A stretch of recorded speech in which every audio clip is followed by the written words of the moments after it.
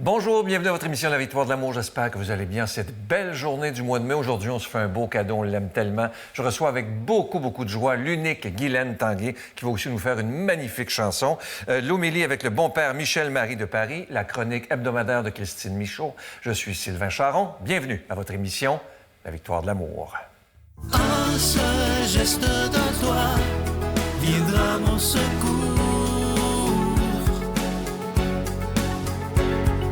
Viens semer dans mon âme le grain de l'amour. Je traverse un désert et je meurs de soif. Montre-moi le mystère qui garde la foi. Chère Guylaine, c'est toujours une joie de te revoir. C'est un plaisir qui est partagé. Franchement, je me sens bien chez vous. Ah, puis c'est fou, hein, parce que à cause des réseaux sociaux, on a l'impression de se connaître. Pour toi, je te suis et je vois tout ce que tu fais. Je suis tellement content pour toi, vraiment. Merci, on en profite beaucoup. Oui. Hier, je lisais sur toi, puis j'ai appris des choses que je savais pas. Ah ouais? Comme la première, quand tu étais toute petite, tu souhaitais ta mort. Ben, en Pourquoi fait, ça? Oui, bien ça, c'est dans un temps où la vie était plus difficile chez nous. Puis, tu sais, souhaiter la mort, c'est un grand... Évidemment que c'est choquant quand on entend ça. Mais en fait, c'est pas tant la mort, je pense que je souhaitais comme plus que ça s'arrête, l'espèce de souffrance, tu sais, des troubles un peu familiaux, oui, mais c'était pas si dramatique. C'est juste que moi, comme enfant, je le ressentais beaucoup. Puis comme je suis une personne très sensible, moi, je peux savoir tout ce qui se passe. S'il y a une ambiance qui est pas très saine, je ressens tout ça très, très fort. Fait que quand j'étais jeune, j'étais pareille, j'étais pas différente. Et pour moi, ben des fois, je me disais... Ça pourrait juste s'arrêter là, puis je pense que ça serait moins difficile pour moi. T'avais quel âge à ce moment-là? Ah, j'étais toute jeune, j'étais au primaire. Il Ah oui. Mais tu sais, en même temps, je savais... C'est comme si je réfléchissais pas non plus aux conséquences. Évidemment, plus vieille, tu te dis, ben voyons donc, jamais que j'aurais pu faire ça à ma famille ou jamais que je l'aurais souhaité vraiment, tu sais, pour vrai, là. Ouais. Quand on est enfant, des fois... Nos réactions, tu sais, quand on se chicane puis on dit à quelqu'un « Je t'aime plus, je veux plus te parler », 5 minutes après, on est encore amis puis ça recommence. Des fois, les pensées sont comme ça, mais si je pensais ça, c'est qu'il y avait une profonde détresse. C'était pas pour le plaisir. Ouais. Et évidemment, on en a déjà parlé, tu as vécu avec un papa qui était alcoolique. Oui. Et un de tes regrets, c'est de ne pas lui avoir fait comprendre clairement à quel point tu lui avais pardonné et que tu l'aimais. Oui, ça, je trouve ça triste. Moi, dans la vie, j'aime ça que les choses soient claires. Quand il y a quelque chose qui ne fait pas mon affaire, je le mentionne, je le dis.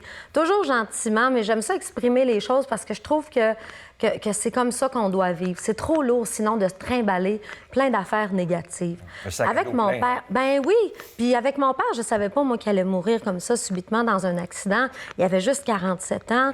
Donc, toute l'histoire de l'alcool, le jeu, tout ça, tu sais, je trouvais que c'était pas si grave au fond. Moi, je me disais... T'as une chance de te reprendre. Puis tu peux aussi faire une espèce de petit reset là, qui dit on recommence à zéro, puis on se réessaie pour une deuxième fois, voir qu'est-ce que ça peut donner. Puis j'ai jamais eu la chance de lui dire ça, puis je trouve que ça aurait fait une différence. Je suis sûre que oui, il sentait beaucoup de culpabilité parce qu'il y avait des défauts, mais il y avait les qualités de ses défauts. Mon père avait d'énormes qualités. C'était un bon vivant, il aidait tout le monde. Il aurait été ici, quelqu'un a besoin de quelque chose, c'est sûr que c'est Tigui qui part puis qui y va. Et il y avait beaucoup d'amis, il y avait beaucoup de monde qui l'aimait parce qu'il était aimable. Alors oui, il y avait ses petits tracas, ses petits défauts, mais aujourd'hui, on est tellement plus ouvert aussi sur tout qu'on aurait pu exprimer ça. Dans le temps, c'était fermé, on fermait la porte de la maison, puis les problèmes, il fallait que ça reste là. Si on voulait parler de quelque chose, on parle pas de ça, faut pas le dire, le paraître, le ci, le ça. On avait même peur aussi, au niveau de la religion, des fois, de s'exprimer, de peur d'être jugé, et pourtant... S'il y a quelqu'un qui peut nous pardonner, c'est bien la religion, c'est bien le bon Dieu ou celui, en tout cas, en qui on croit. Exactement. Alors moi, je pense que ça aurait fait une belle différence de pouvoir lui parler, mais le soir, j'y parle, puis je lui dis toujours qu'on a quand même eu des très beaux moments. Puis quand je pense à lui, c'est pas des larmes qui me viennent, mais c'est plutôt un sourire. Ah, c'est beau. Quand tu étais jeune aussi, un peu plus tard, tu as toujours eu l'impression d'être dans une prison. Qu'est-ce que tu veux dire par ça? Bien, moi, j'avais l'impression d'être un peu pris dans moi-même. C'est-à-dire que moi, j'étais une enfant très dynamique, comme aujourd'hui je le suis. En fait, quand j'étais jeune, je devrais te dire, j'étais exactement ce que je suis aujourd'hui. Mais pendant des années, tout ça, je l'ai effacé, je l'ai éteint, je l'étouffais parce qu'il fallait que je sois comme les autres voulaient que je sois. Dans ma tête. Je voulais jamais décevoir personne. Si quelqu'un me demandait, veux-tu porter ça, je dis, ben, dis-moi quoi mettre, puis je vais le mettre. Qu'est-ce que tu veux manger? Ben, dis-moi qu'est-ce que ça attend. À ce niveau-là. Ça, c'est des petites choses banales, mais dans mon comportement de tous les jours, je voulais toujours plaire puis faire plaisir. Je voulais jamais, jamais, jamais décevoir. Ce qui fait que je me suis un peu refermée. Tout ce que j'avais de spontané en moi, c'est devenu quelque chose de plus beige, un petit peu terne, un petit peu plate. Tout ce qu'il y avait de lumineux en moi, je l'avais tamisé, presque fermé. Puis avec le temps, j'ai retrouvé ce bonheur-là d'être bien, de vivre, d'être heureuse, comme j'étais un peu quand j'étais vraiment plus jeune. Puis ça fait du bien, mon Dieu, que ça fait du bien, de ne pas être obligée d'être en entrevue puis de dire... Qu'est-ce que les gens voudraient que je réponde à cette question-là? Qu'est-ce qu'il ne faut pas que je dise? Ou qu'est-ce que je dois dire? Maintenant, je dis ce que je pense. Je vis avec les conséquences après aussi. Oui, c'est ça. Ouais. Est-ce que tu crois... Bon, je sais à quel point toi et Carl, vous êtes en amour. Oui. Ton mari, que je connais, que j'aime beaucoup aussi. Est-ce que tu penses que lui t'a aidé à révéler qui tu étais vraiment, ta vraie beauté intérieure? Il y a... Tu sais, quand on dit tu rencontres quelqu'un qui change ta vie, Carl, il a changé ma vie drastiquement. J'étais vraiment devenue sombre et un peu négative. C'est difficile à s'imaginer quand on te connaît. Je le sais. Je le sais, puis moi, je pense à moi avant, puis je me dis, je peux pas croire que j'étais devenue comme ça. Et avec Carl, j'ai eu le droit d'être moi-même. Tout ce que je suis, de bon, de moins bon, mes petits travers, peu importe, là. Puis plus le temps passe, puis plus j'accepte aussi tout ce que je suis de physiquement, mon caractère, mon vécu, et je me sers de ça justement pour leur virer un peu. Tu sais, ici, dans le studio, il y a plein de lumière. Bien, moi, dans la vie, j'essaie toujours d'en allumer encore plus. Il y a des affaires dans ma tête, des fois, qui sont encore difficiles, qui sont encore sombres, puis je me dis, non, là, t'as peu, là, on va revirer ça de bord. C'était pas si grave, finalement. Alors, Carl, il a un cœur d'enfant. Carl, dans sa tête, dans son cœur, il y a 5 ans. Et puis, il m'a vraiment ramené vers ça, puis ça fait du bien. C'est pas mal moins lourd. Et comment vous faites? Parce que c'est pas évident, vous êtes toujours ensemble. Toujours. Ça fait combien d'années vous êtes ensemble? T'as peu. Marie-Pierre, à 24, ça fait 25, 26, 26 ans. Alors, c'est quoi le secret de s'aimer aussi longtemps? De travailler ensemble? Oui. D'être toujours ensemble? C'est quoi votre secret? Le respect de l'un envers l'autre. C'est-à-dire, moi, je respecte qui il est. Comme homme, on vient de 2 familles différentes, pas le même milieu, tout ça, mais on a été capables, les deux, de mettre tout ça ensemble, mais c'est en se respectant. Moi, j'ai pas jugé ce qu'il était, il a pas jugé ce que j'étais, d'où je venais, d'où il venait. Dans le travail, c'est la même affaire, c'est de se respecter. Carl, il y a beaucoup de charges de travail avec tout ce que je fais dans ma vie, puis moi, je respecte ça. Avec le respect, il y a de l'admiration qui vient avec ça. L'admiration l'un envers l'autre, c'est bon dans l'amour, c'est bon avec les enfants, c'est bon avec notre petit-fils maintenant, c'est bon dans le travail, c'est bon partout. Moi, quand je regarde tout ce qu'il réussit à faire, à m'amener ou ce qu'il m'a amené dans ma vie, c'est fantastique. Je l'admire et je respecte ça. J'ai énormément de respect pour lui et lui aussi envers moi. Donc, je pense que ça, c'est la base. Puis le reste, bien, c'est des petits ajouts. On s'aime pour toutes sortes d'autres raisons aussi, mais je pense que ce qui fait là, qu'on tient le coup, 24 heures sur 24, 7 jours sur 7, bien, c'est ça, le respect et l'admiration. Très, très beau. Évidemment, tu as une carrière extraordinaire. Ouais. Est-ce que tu prends le temps le soir ou le jour ou en auto, peu importe, de dire à Dieu « Hey, merci », là, parce que c'est pas donné à tout le monde d'avoir une si belle carrière? Bien, moi, on dirait que c'est spontané, ça, dans ma vie. Tu sais, des fois, j'ai des belles soirées, on va se faire un souper chez nous avec nos filles, peu importe. Puis le soir, quand je me couche, je suis heureuse, puis je me dis « Oh mon Dieu, je suis tellement... » Puis là, je viens de dire « Oh mon Dieu », exactement ça. C'est à lui que j'envoie ça, puis je dis « Je suis tellement chanceuse. » Oui, parce que je pense que ça se cultive aussi. Ouais. Cette chance-là d'être heureux et d'avoir le bonheur comme... Des fois, les gens me disent « T'as tellement de l'air bien. » J'ai l'air bien, oui, mais je le cultive, ça. Avant ça, je cultivais un peu le négatif. Maintenant, je cultive le bonheur et tout ça. Alors oui, je remercie. Je remercie pour la santé, surtout. Parce que maintenant, en vieillissant, on est plus conscient de ce qui pourrait nous arriver et de ce qu'on a évité aussi avant. Moi, je me dis, là, j'ai 51 ans, Bien, pendant 51 ans de ma vie, j'ai jamais eu rien de grave. Puis je dis toujours merci. Puis si un jour j'ai à vivre quelque chose, je le vivrai. Mais pour l'instant, oui, je remercie pour toutes les petites affaires, les détails, parce que comme on remercie quelqu'un dans la vie, Ouais. moi, j'aime ça remercier. Quelqu'un qui me donne quelque chose, qui fait quelque chose pour moi, je l'apprécie, je remercie. Pourquoi on oublierait Dieu là-dedans? Ouais. On n'a pas raison de l'oublier. Tout à fait. Et bon, tu dis que tu n'as rien eu de grave, mais tu souffres beaucoup tout le temps Oui. avec la comment est-ce qu'on dit ça? Fibromyalgie, même Ouais. de le dire, c'est dur. Imagine de le vivre. Alors, je lisais, ça, j'ai beaucoup lu là-dessus sur toi, à quel point est-ce que tu souffres présentement? Oui, bien là, c'est parce que justement, je me disais, il faudrait que je décroise ma jambe tantôt, parce que là, ça devient dur pour moi d'être assise comme ça. Mais c'est une souffrance qui est assez bizarre, parce que je me suis habituée à ça. En fait, des fois, je me dis, je serais curieuse de voir, mettons, juste, je sais pas moi, 15 minutes dans ma vie, d'avoir mal nulle part. Juste pour voir comment c'était. Et comment tu fais pour faire tes spectacles et tout ça? Parce que ça, les spectacles, c'est une chose. Les spectacles, les entrevues, tout ce qui concerne mon travail, c'est l'adrénaline. C'est Ouais. le bonheur de faire ça. Moi, que je vienne jaser, chanter, rencontrer des gens pour peu importe quoi, moi, là, c'est comme si tu prends une batterie là, de ton appareil qui est vide, là, et quand tu la charges, tu vois les petites lignes monter, puis à un moment donné, c'est full charge. Puis là, ça peut durer toute la journée. Bien, moi, mes rencontres avec les gens, que ce soit pour chanter ou peu importe, c'est ça. Je peux arriver dans l'auto et être vraiment très fatiguée, avoir très mal, avoir pris tous les médicaments que je pouvais. Ça change pas grand-chose. Puis je vais arriver, je vais mettre mes talons hauts, je sors mes paillettes, puis l'énergie des gens autour de moi, ça m'emmène à tout oublier ça. Et je suis chanceuse parce que c'est pas tout le monde qui ont quelque chose qui leur permet d'emmener leur esprit ailleurs. Parce que c'est un peu ça aussi. La douleur, des fois, il faut que tu amènes ton esprit ailleurs, à penser à autre chose, et ça va t'aider. Ça va pas enlever la douleur, mais ça t'amène ailleurs. C'est pas tout le monde qui souffre de fibromyalgie qui ont cette chance-là, comme moi.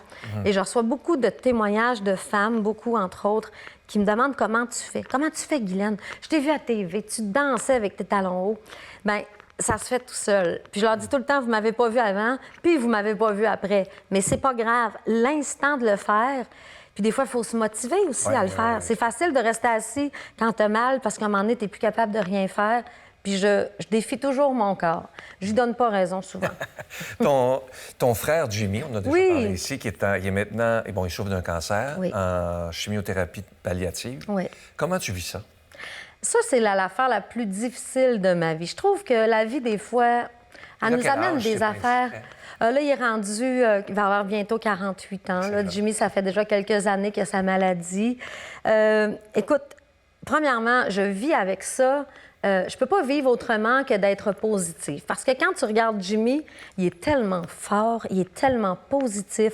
Lui, là, il s'en va là, puis c'est là qu'il s'en va. La maladie a beau lui donner des effets secondaires, la chimio, peu importe, il est fort, c'est extraordinaire, c'est mon héros. Donc, pour nous, c'est plus facile. Il nous amène ça plus facile parce qu'il ne s'apitoie pas sur son sort, parce que lui, il aime la nature, il aime... Jimmy, C'est il aime les inspirant quand animaux, même, tout hein, ça. c'est de ne pas, Mais se regarder le nombril. C'est extraordinaire. Moi, une je leçon, pense ça. que dans tout dans la vie, on devrait être fait comme ça. C'est pas facile, là, la maladie, pour Ah non, lui. ça, Je te dis pas qu'il trouve ça drôle et qu'il accepte tout ça. Mais lui, il l'a pris comme c'est sa nouvelle vie, puis il avance là-dedans.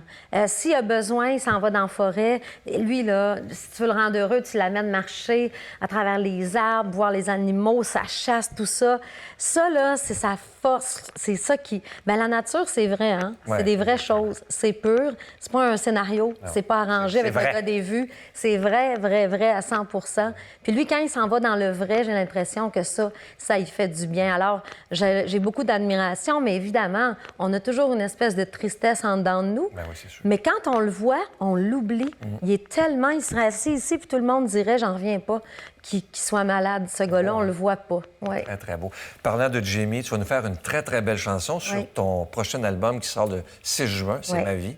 Et le titre, c'est « Et si le temps ». Et tu l'as écrit, c'est toi qui l'as écrit? Oui, avec Rick Allison. On a fait ça ensemble. Ça a été la première chanson de l'album. En fait, ça a été pour voir si j'étais capable, justement, d'écrire pour cet album-là. Ben, moi, je l'ai entendu, c'est très beau. Je pense que ça va. Alors, merci d'être ce que tu es. Merci. Et je t'apprécie énormément. Je t'invite à aller t'installer. Merci. Et allez vous procurer ce magnifique album. Il sortira le 6 juin. Et pour le moment, on écoute cette belle chanson « Et si le temps » avec Guylaine.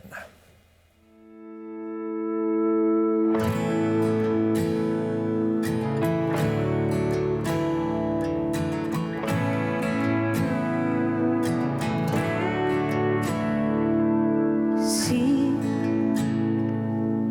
on avait su ce qui nous attendait, on aurait pu éviter les regrets. Et puis notre histoire serait celle qu'on voudrait. Si je pouvais guérir ce qui t'envahit, tu serais libre comme quand t'étais petit, comme quand tu dansais, plus rien t'arrêtait.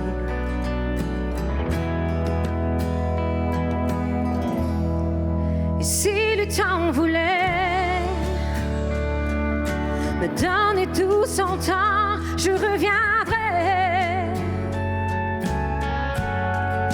à notre vie d'enfant. Je soufflerai le vent et les tourments. Oh oui, parce que le temps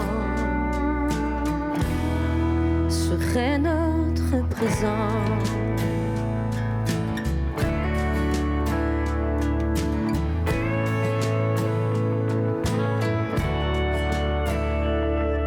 Si le cœur que j'ai laissé battre sans savoir qu'il faut choisir son passé au présent, dire avoir su, je n'aurais pas dû. Oh si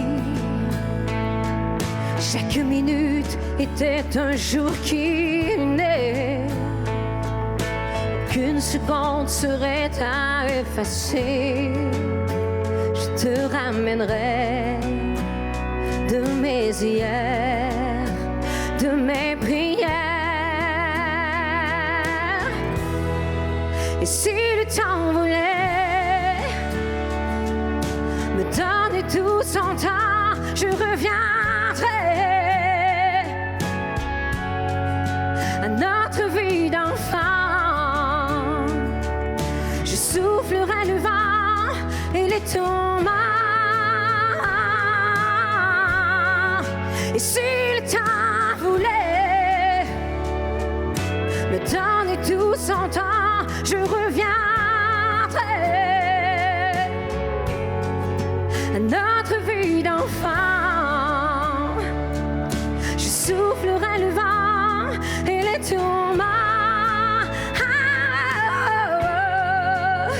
Oh oui, parce que le temps serait notre présent. Parce qu'avec le temps, il faut vivre vraiment.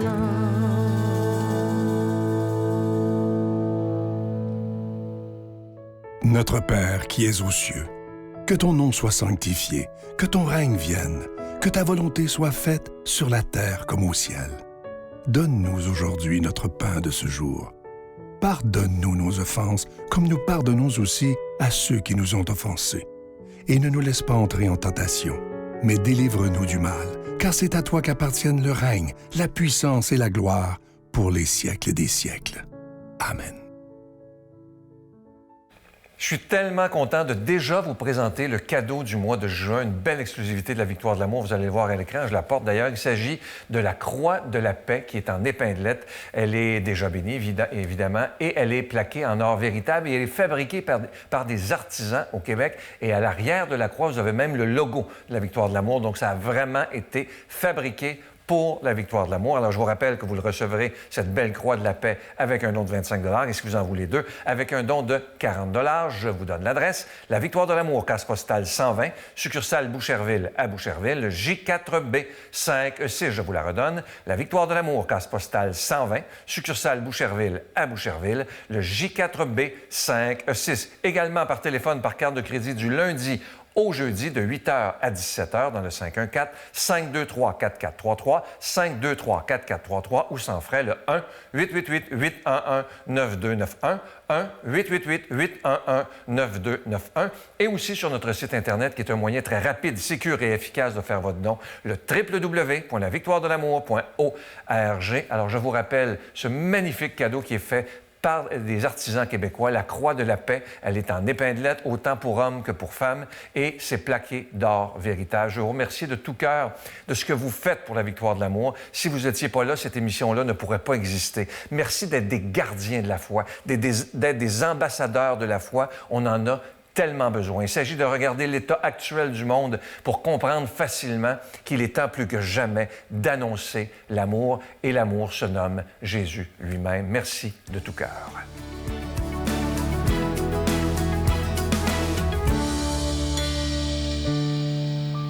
Bonjour à vous. Aujourd'hui, je vous parle d'entrer en amitié avec soi-même, mais avec les parties plus ombrageuses de soi-même. Et là, je vais vous raconter une petite anecdote, quelque chose qui est un petit peu plus personnel, mais peut-être que ça pourra vous aider aussi. Alors, vous savez, je donne des conférences dans la vie.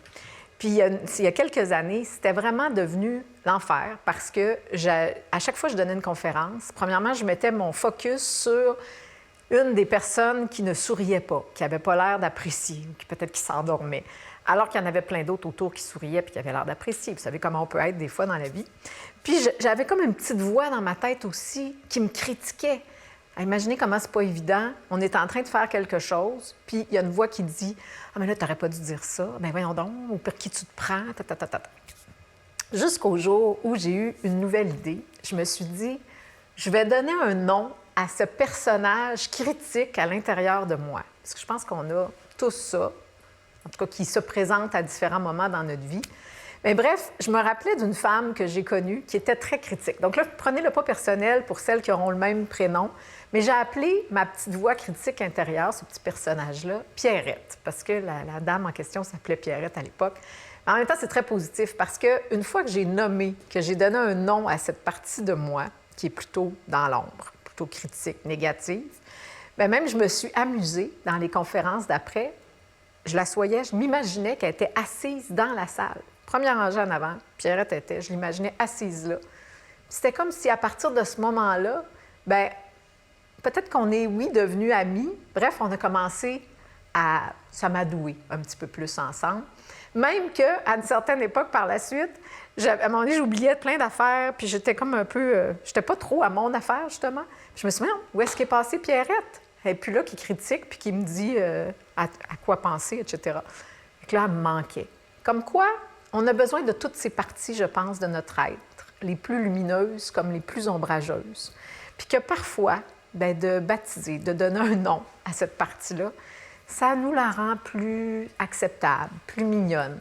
Et c'est ça que j'appelle entrer en amitié avec la partie plus ombrageuse de nous, bon, les lumineuses aussi. Alors, je serais bien curieuse de savoir comment s'appellera ce petit personnage intérieur à l'intérieur, en vous. Je vous souhaite une belle semaine, tout le monde.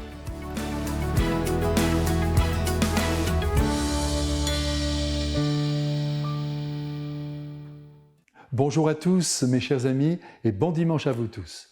Vous savez qu'aujourd'hui, nous célébrons la fête de la Sainte Trinité, qui est la carte de visite de notre Dieu, du seul Dieu, créateur du ciel et de la terre, et ayant un Fils avec lequel il donne au monde son esprit pour conduire les hommes à choisir le bien, à vivre pour aimer. Et c'est le bon jour pour entendre les dernières paroles du Fils de Dieu. Nous sommes sur une montagne de Galilée et c'est dimanche. Si au tout début du livre de la Genèse, à l'heure de la création de l'homme, Dieu s'exprime avec un pluriel dans la voix quand il dit « faisons l'homme à notre image », il va de soi que ce pluriel n'est pas innocent, mais l'expression d'une vérité qui est ici encore voilée. Des millénaires plus tard, nous apprendrons par le Christ lui-même que Dieu est Père. Et s'il est Père, c'est donc qu'il a un Fils, Jésus.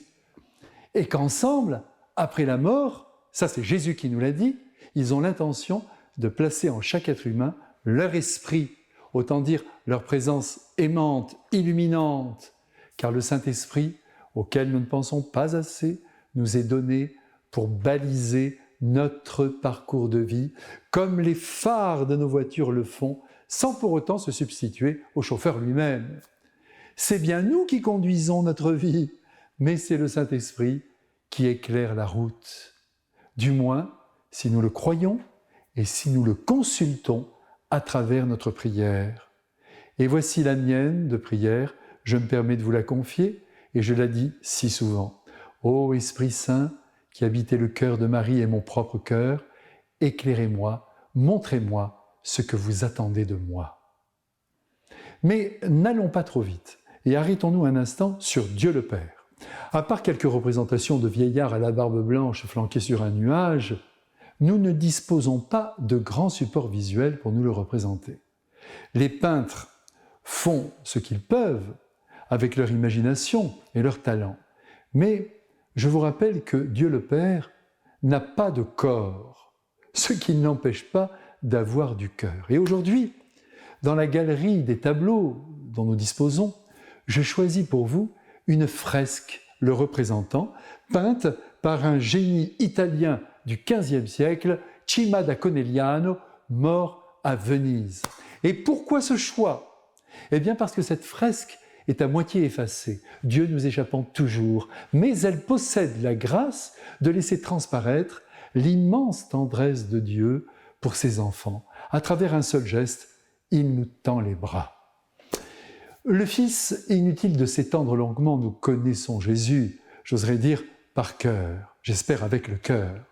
Son incarnation nous a permis d'entendre sa voix et de le voir agir en homme.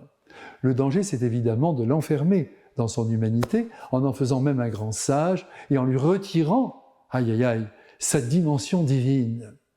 Les apôtres sont aussi tombés dans ce piège, puisqu'aujourd'hui encore, sur la montagne, face au Christ, alors qu'il s'apprête à partir pour toujours, certains ont encore des doutes à son sujet.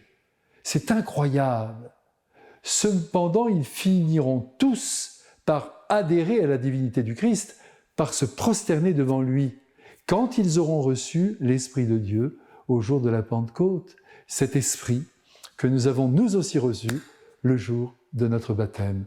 Je précise ici qu'il y a aussi sur la terre des personnes qui ne sont pas baptisées, mais qui portent en elles l'Esprit de Dieu. C'est toujours important de le rappeler à notre temps, qui catégorise les gens, les croyants, les incroyants, les purs, les impurs, les méchants, les bons. Non, non, les choses sont beaucoup plus subtiles. Aujourd'hui, sur cette montagne de Galilée, on entend retentir la dernière consigne du Christ, c'est important de bien la retenir, c'est un ordre d'ailleurs.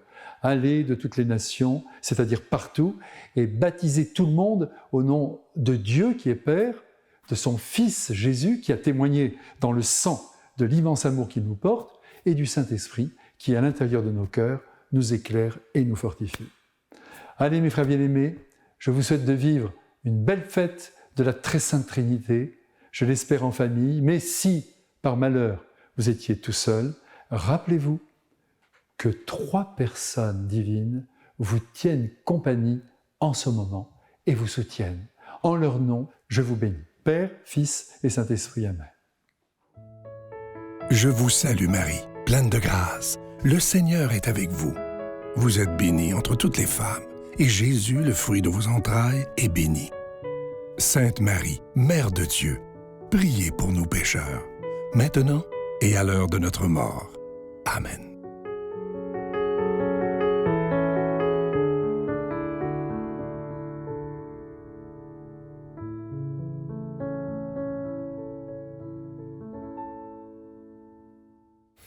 J'espère que cette émission vous a plu. Je vous rappelle que la semaine prochaine, comme à toutes les années, il n'y aura pas d'émission dimanche prochain, étant donné que nous donnons notre place au Téléthon Opération Enfant Soleil. Je vous souhaite une très, très belle journée et moi, j'ai toujours hâte de vous retrouver demain matin. Vous savez, vous pouvez aussi écouter les émissions sur notre site Internet à l'heure qui vous convient. Bye!